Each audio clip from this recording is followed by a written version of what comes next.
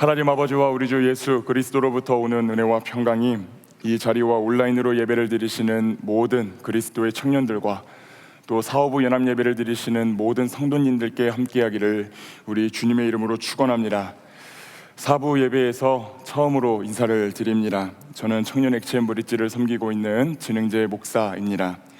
귀한 신앙의 여정을 감당하고 계신 청년들과 함께 말씀을 나눌 수 있음에 기쁘고, 또 오늘 하나님께서 저 여러분에게 주는 말씀을 통해 큰 은혜 누리기를 소망합니다. 연합예배 설교를 준비하며 올해의 동안교회, 특별히 청년부와 HM 브릿지를 아우를 수 있는 공통적인 화두가 무엇일까 생각을 해보았습니다. 그리고 그 화두를 변화로 잡았습니다. 올 한 해를 돌아보면 변화가 정말 많았던 것 같습니다. 먼저는 예배의 순서가 많이 바뀌었습니다. 예배의 순서가 많이 단축이 되고 찬양 시간이 길어지면서 청년들께서 예배에 집중하시기에 좀 더 좋은 형태를 갖추게 되었다 생각을 합니다. 물론 HM 브릿지의 경우는 설교 시간이 오히려 늘어나서 지체들이 세세토록 고통을 받고 있지만, 아무튼 예배 순서에 변화가 있었습니다. 또 청년부 공동체는 3개의 마을로 개편한 후 새로운 공동체에서 신앙생활을 하고 계십니다. HM 브릿지는 계속 그래왔던 것처럼 오늘 하반기 셀 개편을 통해 익숙하면서도 새로운 지체들을 만나게 됩니다.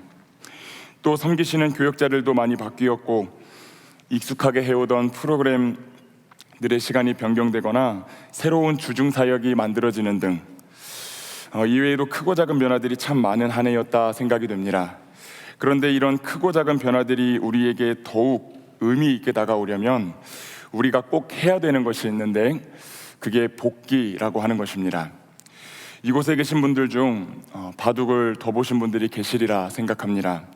이 바둑의 복기라는 단어가 자주 쓰이는데, 이는 경기가 끝난 후에 그 경기에서 이겼든 졌든 자기가 했던 대로 처음부터 바둑돌을 그대로 두어보는 것을 의미합니다.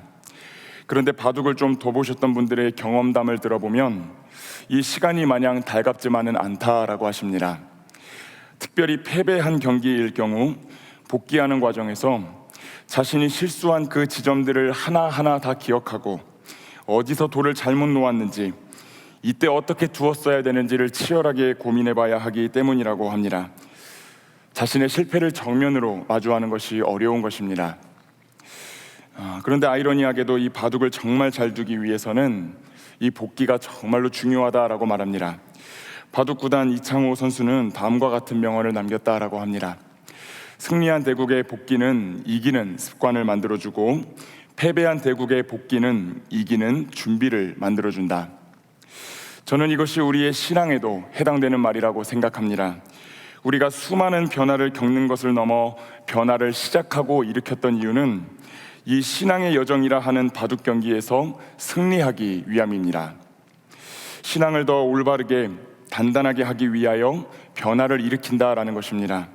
신앙이 목적이고 변화는 수단입니다. 그러나 때로 우리는 변화했다 혹은 변화해야 한다는 사실 자체에 몰두한 나머지 왜 변화를 추구했는지 놓치게 되는 그런 경우들을 종종 보게 됩니다. 그래서 우리는 왜 이것을 변경했느냐 혹은 왜 이것을 뜯어 고치지 않느냐라고 외부적으로 보여지는 것에 대해서는 치열하게 논쟁하고 얼굴을 붉히기까지 하지만, 우리가 더 사랑하기 위해 노력했는가, 더 섬기기 위해 노력했는가, 더 하나 되기에 힘썼는가 하는 본질에 대해서는 자주 놓치곤 합니다. 급격한 변화를 경험하는 공동체는 특히 이 본질을 놓치기가 쉽습니다. 그래서 저는 오늘 새로운 하반기가 시작되는 이때 말씀을 통해 저와 여러분이 걸어온 한 해의 신앙 여정을 복기해 보기를 소망합니다. 상반기 나의 신앙의 여정이라는 그 바둑 경기에서 나는 승리했는지 아니면 패배했는지, 패배했다면 내가 혹은 우리가 이 바둑돌들을 어디에 두었는지, 어디서 바둑돌을 잘못 두었는지, 그렇게 내 신앙의 여정을 복기해보며 승리했던 부분에 대해서는 그것이 떠내려가지 않도록 단단히 붙잡고, 패배했던 부분에 대해서는 깊이 성찰해보며 다시 사랑의 바둑돌, 섬김의 바둑돌, 화해와 용서의 바둑돌, 사명의 바둑돌을 이 하반기 신앙의 여정이라는 바둑판 위에 더보기를 소망합니다. 그 은혜가 저와 여러분에게 임하기를 주님의 이름으로 축복합니다. 오늘 우리는 누가복음 10장과 17장에 있는 두 개의 이야기를 읽었습니다. 두 본문은 마태, 마가, 누가, 요한 총 4개의 복음서 중 오직 누가복음에만 기록된 이야기들입니다. 그리고 이 두 이야기에는 사마리아인이라는 사람이 공통적으로 등장합니다. 그러니 먼저는 이 사마리아인이 어떤 사람이었는가에 대해서 살펴볼 필요가 있습니다. 구약의 왕정 역사를 살펴보면 그 왕정은 한 명의 왕이 이스라엘을 다스리는 통일 이스라엘 왕국으로 시작을 합니다. 초대 왕은 사울, 그 다음은 다윗, 그 다음은 솔로몬입니다.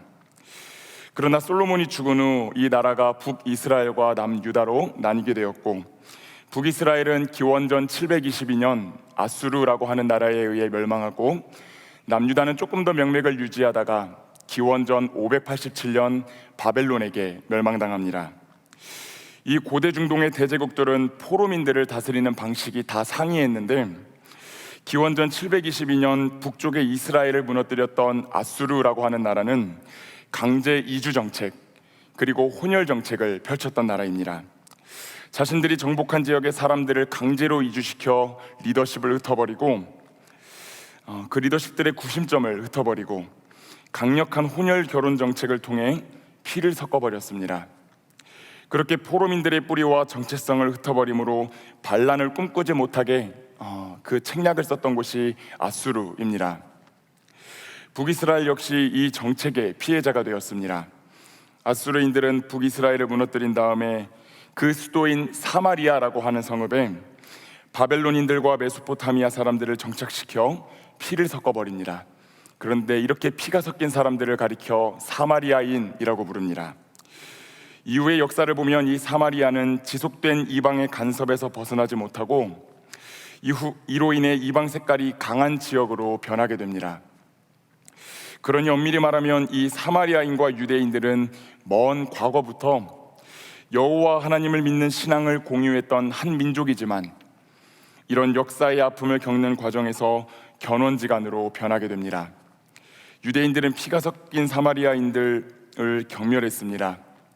특별히 구전율법인 미시나의 사바트라고 하는 부분을 보면 유대교 랍비였던 엘리에셀은 이렇게까지 말했습니다. 사마리아인의 떡을 먹는 사람들은 돼지의 살을 먹는 사람들과 같다. 삼겹살을 말하는 게 아니고요, 이 유대교 율법에서 돼지가 부정한 동물이었다라는 것입니다. 그래서 그걸 감안하면 이는 굉장히 모욕적인 언사입니다. 당연히 사마리아인들도 자신들을 이렇게 대하는 유대인들을 증오했습니다. 이 맥락을 21세기 한국 사회, 특별히 한국 교회 안으로 가지고 오면 어떻게 생각해 볼 수 있을까요? 좁게는 한 하나님을 믿는 신앙을 공유하지만 관계를 맺거나 대화하고 싶지 않은 어떤 사람일 수도 있고, 나와 출신과 가치관이 다른 사람일 수도 있으며 이념과 정치색이 다른 사람일 수도 있습니다. 무엇이 됐든 가까이 하고 싶지 않은 사람, 사랑하지 않아도 될 이유가 충분하다고 여겨지는 사람이 오늘날의 사마리아인일 것입니다. 그런데 오늘 본문을 보면 이 예수님은 그런 사마리아인을 자신의 비유의 소재로 삼으시어 우리에게 가르침을 주십니다. 우리가 처음 읽었던 에피소드는 소위 선한 사마리아인으로 불리는 아주 유명한 비유입니다. 이 비유는 비신자들에게조차 널리 알려져 있는 비유이지요. 누가복음 10장 본문을 보면 한 율법교사가 일어나 예수님을 시험합니다. 어떻게 하여야 영생을 얻을 수 있습니까? 라고 물어보고, 예수님은 너 율법학자지 않느냐? 율법에 무엇이라 기록되어 있느냐? 라고 물어보십니다. 이에 율법교사는 신명기 6장 5절과 레위기 19장 18절을 인용하여 하나님 사랑, 이웃 사랑을 그 근거로 대답합니다. 예수님은 그 대답에 긍정하시며 그 사랑을 행하면 살게 될 것이다 라고 말씀하십니다. 그러자 율법학자가 질문합니다. 그러면 누가 내 이웃입니까? 여기에 대한 주님의 비유가 바로 사마리아인 비유입니다. 예수님의 비유는 한 강도 만난 자의 이야기로 시작합니다. 다 함께 누가복음 10장 30절의 말씀 한번 읽어보도록 하겠습니다. 예수께서 대답하여 이르시되 어떤 사람이 예루살렘에서 여리고로 내려가다가 강도를 만나매 강도들이 그 옷을 벗기고 때려 거의 죽은 것을 버리고 갔더라. 아멘. 예루살렘에서 여리고로 내려가고 있는 한 사람이 비유에 등장합니다. 아마 이 사람은 예루살렘 성전에서 있었던 제사를 드리고 집으로 돌아가고 있던 것으로 보입니다. 유대 역사가 요세푸스라는 사람의 기록에 의하면 이 예루살렘에서 여리고까지는 대략 27km 정도였고, 그 길은 사막지대에다가 바위투성이었기 때문에 강도들이 숨어 있다가 행인들을 약탈하는 일들이 종종 벌어졌던 지역이라고 묘사합니다. 위험한 지역으로 악명이 높았던 것이지요. 이 사람 역시 강도를 만나 가진 모든 것을 빼앗기고 옷이 거의 벗겨진 채 피투성이가 되어 죽어갑니다. 그리고 그 사람의 곁으로 3명의 사람이 지나갑니다. 제사장, 레위인, 사마리아인입니다. 먼저는 제사장이 그 길을 지나갑니다. 이 제사장 역시 산을 따라 내려가며 예루살렘에서 여리고로 내려가고 있었습니다. 당시 제사장들은 자신의 반차에 따라 대략 2주 정도씩 로테이션을 돌면서 성전을 섬기는 일을 했는데, 그 일을 마치고 자기의 집이 있는 여리고로 돌아가고 있는 것처럼 보입니다. 이 여리고는 예루살렘에 인접해 있는 유대 도시였기 때문에 예루살렘에 자주 가야 했던 제사장들, 즉 종교 지도자 그룹이 모여서 살고 있는 도시였다라고 많은 주석가들이 말합니다. 그런데 이 제사장이 여리고로 가다가 강도 만난 자를 만나지요. 당시 중동의 사람들은 그들이 사용하는 언어와 그 억양, 그 옷차림새가 달라서 민족별로 쉽게 구분이 되었는데, 강도 만난 자는 벌거벗은 상태이고 의식이 없는 상태였습니다. 그러니 이 제사장은 고민이 되었을 것입니다. 이 사람이 만일 유대인이 아니면 어떻게 하지? 그리스인이나 시리아인 같은 이방 사람이면 도울 필요가 없는데, 더구나 이 강도 만난 자를 만졌다가 이후에 만약 그가 죽어버리게 된다면, 혹은 이미 죽어있는 상태라면 제사장은 율법에 따라 부정한 상태가 됩니다. 구약의 레위기 율법은 대체적으로 죽음을 연상시키거나 유발하는 어떤 그런 것들을 부정한 것으로 간주하는데, 시체나 잠시 후에 살펴볼 나병 같은 것은 율법에서 부정한 것으로 간주되었습니다. 율법에 따르면 이 부정이라고 하는 것은 접촉을 통하여 전가되었습니다. 민수기 19장 11절엔 이 사람의 시체를 만지게 되면 일주일 정도 부정해진다라고 기록합니다. 그러니 만일 이 제사장이 죽어가거나 이미 죽었을지 모를 이 사람을 만지게 되면 다시 예루살렘으로 돌아가 일주일 동안 정결례를 행해야 됩니다. 더구나 그 기간 동안에는 제사장으로서의 받을 수 있는 권리를 누리지 못할 가능성도 크게 됩니다. 레위기 22장 6절 말씀 한번 띄워주시면, 이제 거기를 보면 부정한 자와 접촉을 하게 되면 그 해가 지는 때까지 성물을 먹지 못하게 되어 있다라고 합니다.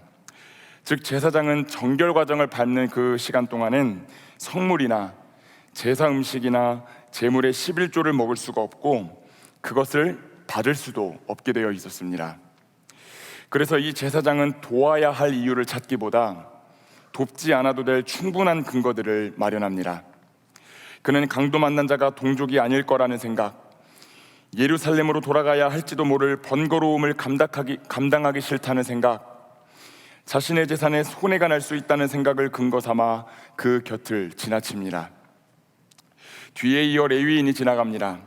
레위인은 제사장들을 보조하며 성전 안에서 일어나는 성전의 제반의 업무를 담당하는 사람입니다. 비유가 적절할지는 모르겠는데 조금 이해하기 쉽게 생각을 해보면 이 제사장은 목사, 레위인은 전도사 정도 될 것입니다. 그러나 그 역시 강도 만난 자를 지나칩니다. 오히려 레위인은 앞서간 제사장이 지나치는 선례를 보여주었기 때문에 더 편한 마음으로 그를 지나칠 수 있었을 것입니다. 제사장님이 판단하시기에 율법적으로 문제가 안 되니까 지나치셨겠지. 그렇게 레위인은 강도 만난 자를 돕지 않아도 되는 또 하나의 근거를 덧붙입니다. 남들도 다 그렇게 살아가는데. 이제 그 뒤로 또 한 사람이 지나갑니다. 그는 바로 사마리아인이었습니다. 그런데 아이러니하게도 이 사마리아인이 강도 만난 자에게 자비를 베풉니다. 33절을 보면 여행 중이던 이 사마리아인은 그 강도 만난 자를 불쌍히 여기고 그에게 다가갑니다. 그리고 그를 보살피기 시작합니다. 다 함께 누가복음 10장 34절에서 35절의 말씀 읽도록 하겠습니다. 가까이 가서 기름과 포도주를 그 상처에 붓고 싸매고 자기 짐승에 태워 주막으로 데리고 가서 돌보아 주니라. 그 이튿날 그가 주막 주인에게 데나리온 둘을 내어주며 이르되 이 사람을 돌보아 주라. 비용이 더 들면 내가 돌아올 때에 갚으리라 하였으니 아멘. 사마리아인은 자신이 여행을 하며 써야 할 기름과 포도주를 그 상처에 붓고 싸매고 응급조치를 해줍니다. 그리고 주막으로 데리고 가서 돌보아 주었다라고 기록되어 있습니다. 아마 예루살렘에서 여리고로 가는 그 길목은 앞서 언급했듯이 사막 지역이고 강도들이 출몰하는 곳이었기 때문에 그 사막 지역에는 특별한 여관이 없었던 것으로 보입니다. 그렇다면 이 사마리아인은 강도 만난 자를 데리고 가장 가까운 주막이 존재한 여리고까지 갔어야 했을 것입니다. 여러분, 아까 전에 이 여리고에는 누가 많이 살고 있었다라고 말씀드렸습니까? 제사장을 비롯한 종교 지도자들이 많이 살고 있는 곳이라 그랬습니다. 그리고 여리고는 엄연히 유대인들의 마을입니다. 아마 이 사마리아인이 그 도시에 들어갔을 때부터 이곳저곳에서 모멸과 협박이 섞인 성난 목소리들이 들려왔을 것입니다. 당장 나가라고, 돼지 같은 인간이 어딜 들어오느냐고, 험한 꼴 당하기 전에 빨리 나가라고. 어쩌면 사마리아인이 이튿날이 되자마자 바로 주막을 떠나야 했던 이유도 이 성난 군중들 때문일지도 모릅니다. 그러나 그는 주막을 떠나며 주인에게 2 데나리온을 쥐어준 다음 강도 만난 자를 보살펴달라 요청합니다. 그리고 모자라면 자신이 돌아와 갚겠다 약속합니다. 이렇게 예수님의 비유가 끝납니다. 그리고 그 비유를 구겨진 표정으로 듣고 있는 율법학자에게 질문하십니다. 이 세 사람 중 누가 강도 만난 자의 이웃이 되겠느냐? 이에 율법학자가 대답합니다. 다 함께 누가복음 10장 37절의 말씀 한번 읽어보도록 하겠습니다. 이르되 자비를 베푼 자니이다. 예수께서 이르시되 가서 너도 이와 같이 하라 하시니라. 아멘. 율법학자는 자비를 베푼 자라고 말합니다. 그는 차마 사마리아인이 자비를 베풀었다고는 말하지 못합니다. 그렇게 그는 여전히 자신이 마음에 그어놓은 차별과 편견의 선을 넘지 못하고 말을 얼버무립니다. 이에 예수님은 쐐기를 박으시며 율법학자로 대표되는 유대인들의 편협하고 이중적인 신앙을 고발하십니다. 가서 너도 이와 같이 하라. 이 선한 사마리아인 비유 이야기를 보면 율법학자와 예수님의 초점이 다르다라고 하는 것을 우리는 보게 됩니다. 율법학자는 누가 내 이웃입니까? 라고 질문했습니다. 이는 구분하겠다라는 것입니다. 누가 내 이웃이 될 만한 사람인지, 그 사람은 사랑할 만한 사람인지, 존경받을 만한 사람인지, 평판이 좋은 사람인지, 나와 어울릴 만한 사람인지를 조목조목 따져보겠다라는 것입니다. 이는 비유에 나오는 제사장과 레위인의 모습과 흡사합니다. 그렇게 내가 만들어 놓은 기준에 부합하면 네가 이 기준에 들어오면 사랑할 것이고 도와줄 수 있다고. 그러나 예수님은 누가 내 이웃인가? 라고 질문하는 율법학자의 질문에 나는 어떤 이웃이 되어야 되는가? 라고 바꾸어 대답하십니다. 타자를 향하여 수많은 기준과 잣대를 들이대는 것이 아니라 내 안에 멋대로 세워놓은 기준과 잣대를 허물고 나라는 장벽을 뛰어넘어 타자를 사랑하는 것이 진정한 이웃사랑이고 한 걸음 더 나아가 영생을 향한 첫걸음이 된다라고 우리 주님이 말씀하시는 것입니다. 사랑하는 여러분, 하나님은 오늘 이 비유를 통해 저와 여러분에게 말씀하십니다. 너는 한 해 동안 이 교회 공동체 안에서, 가정 안에서, 학교에서, 직장에서 어떤 이웃이었는지를 물어보십니다. 누구에게나 다가가주는 이웃이 되어주었는지를 복기해보라고 말씀하십니다.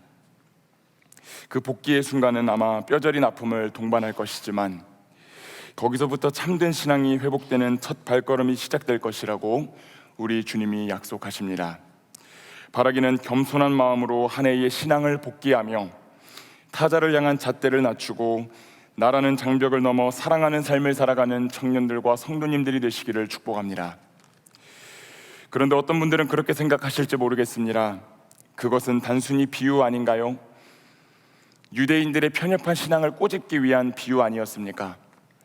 그래서 이제 그 비유가 실체로 드러난 이야기를 살펴보려고 합니다. 이제 누가복음 17장으로 넘어오겠습니다. 이 이야기에는 10명의 나병 환자가 등장합니다.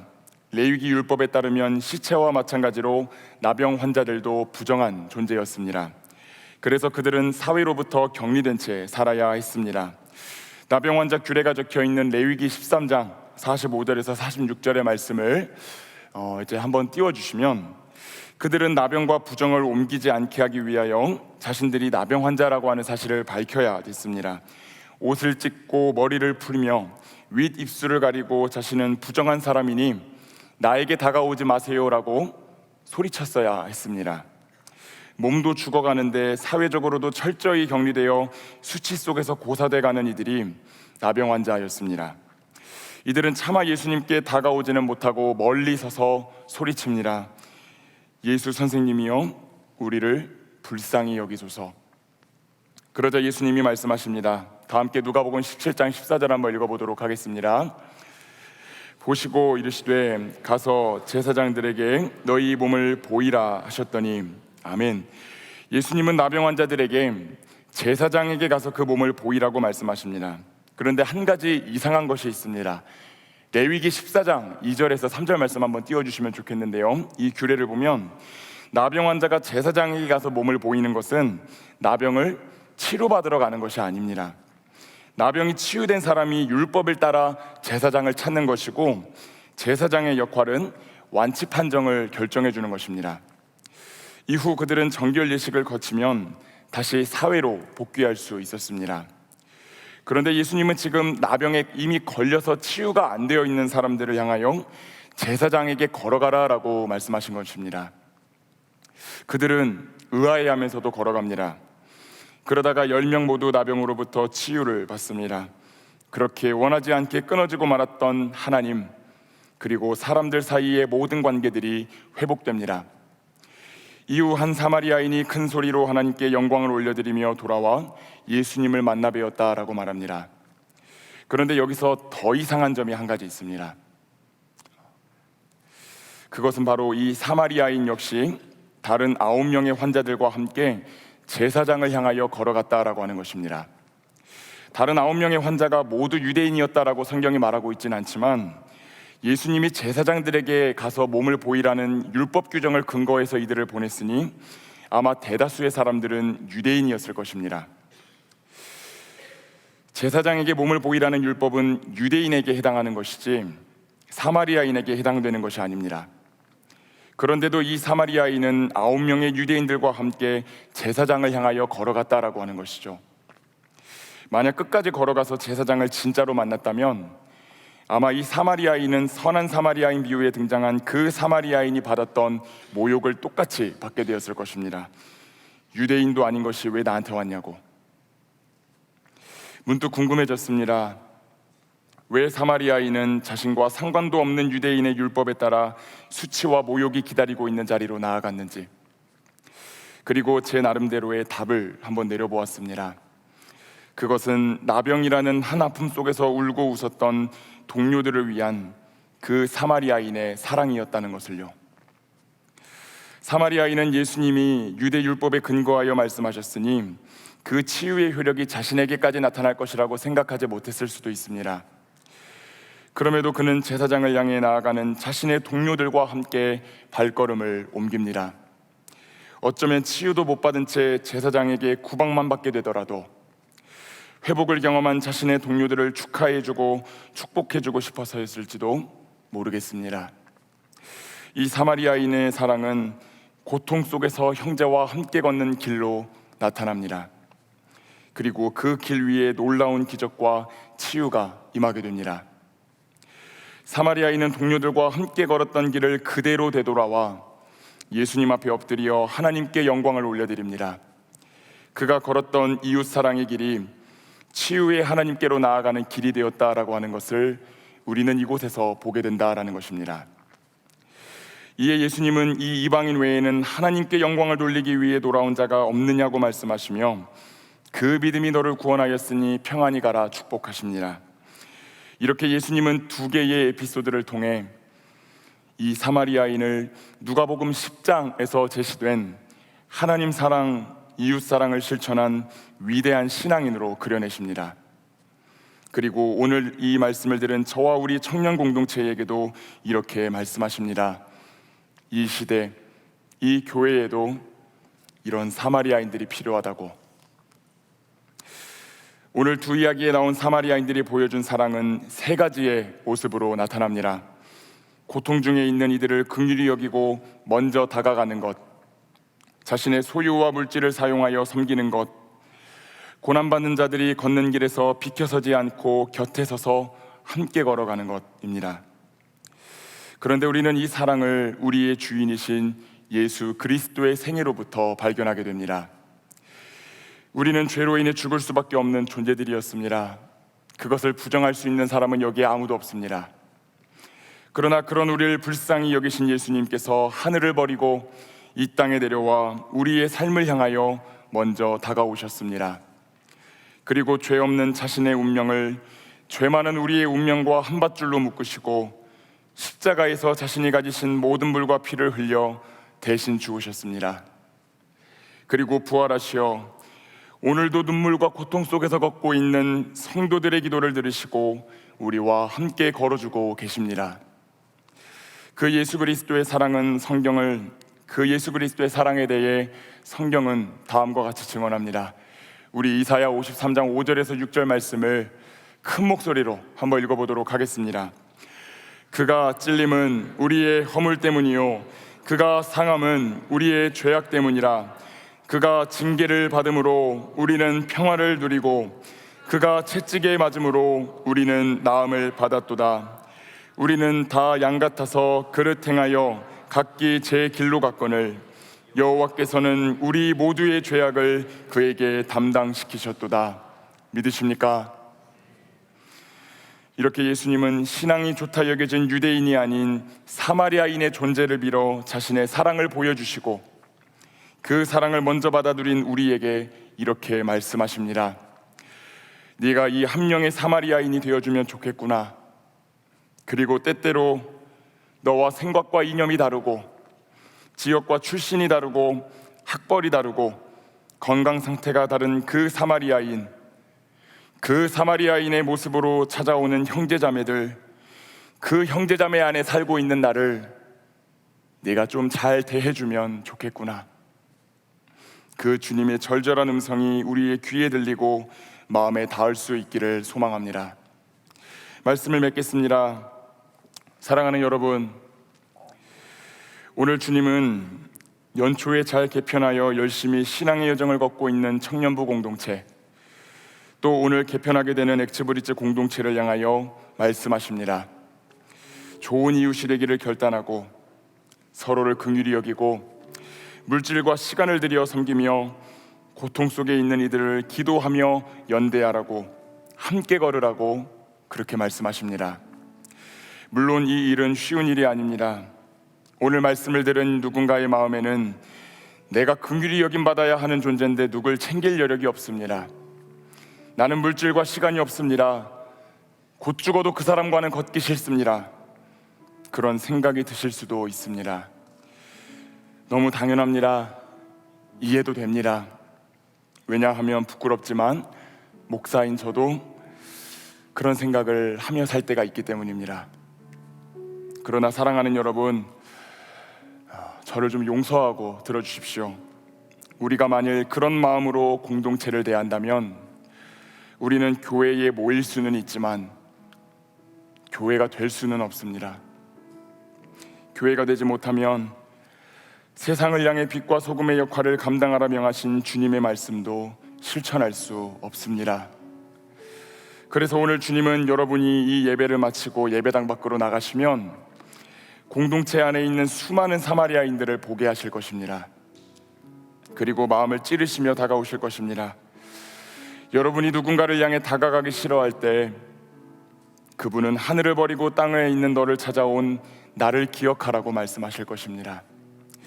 여러분이 물질과 시간이 없다고 말한다면 그분은 못자국 난 두 손과 두 발을 보여주시며 너를 위해 아낌없이 쏟은 내 물과 피를 보라고 말씀하실 것입니다. 그 사람과는 함께 걷기 싫다고 말씀하신다면 수많은 원수들이 기다리고 있던 십자가를 향해 걸으시며 찍으셨던 나의 발자국을 보라고 말씀하실 것입니다. 그리고 그 음성 앞에서 할 말을 잃은 우리의 두 손을 잡고 이렇게 말씀하실 것입니다. 가서 너도 이와 같이 하라. 가서 너도 이와 같이 하라. 사랑하는 여러분, 어느덧 9월입니다. 무섭게 내리쬐던 더위가 조금씩 물러가고 아침 저녁으로 시원한 바람이 불어오는 것이 피부로 느껴집니다. 누군가와 함께 걷기에 딱 좋은 그런 계절을 주님이 우리에게 주셨습니다. 함께 걷는 일은 어려운 일입니다. 그러나 주님이 시원한 바람을 보내어 우리를 위로하시고 격려하시니 아주 못할 일도 아닙니다. 바라기는 한 명의 사마리아인이 되기를 결단하는 청년들의 움직임이, 그렇게 타자와 함께 걷는 그 발걸음들이 청년부와 액체브릿지 공동체 안에서 발견될 수 있기를 소망합니다. 그때 우리 주님께서는 이웃을 위해 함께 걷는 그 길에서 치유와 회복을 허락하셨던 것처럼 우리를 온전히 회복시키시고 구원과 영생을 선물로 주실 것입니다. 그 복된 삶을 살아가기로 결단하는 모든 그리스도의 청년들과 사오부 연합예배의 성도님들이 되시기를 우리 주님의 이름으로 축원합니다. 기도하겠습니다. 사랑과 자비의 하나님, 오늘 우리에게 하나님의 말씀을 들려주시고 우리의 신앙을 복귀하게 하시며 한 번 더 이웃사랑을 통하여 하나님 사랑으로 나아가야 됨을 깨우쳐 주시니 감사드립니다. 하나님, 나는 유대인이라고, 나는 율법학자라고, 나의 신앙에는 문제가 없다고 말하며 우리는 나와 다른 수많은 이들을 판단하고 정죄하고 깎아내리며 살아가지만 하나님은 내가 먼저 좋은 이웃이 되어야 됨을 말씀하시며 우리와 함께 살아가고 있는 그 사마리아인을 향하여 먼저 다가가라라고 말씀하십니다. 오늘 우리의 마음을 깨우쳐 주시고 그 말씀대로 살아낼 수 있는 용기와 결단을 허락하여 주시옵소서. 감사를 드리며 사랑이 많으신 예수 그리스도의 이름으로 기도드립니다. 아멘.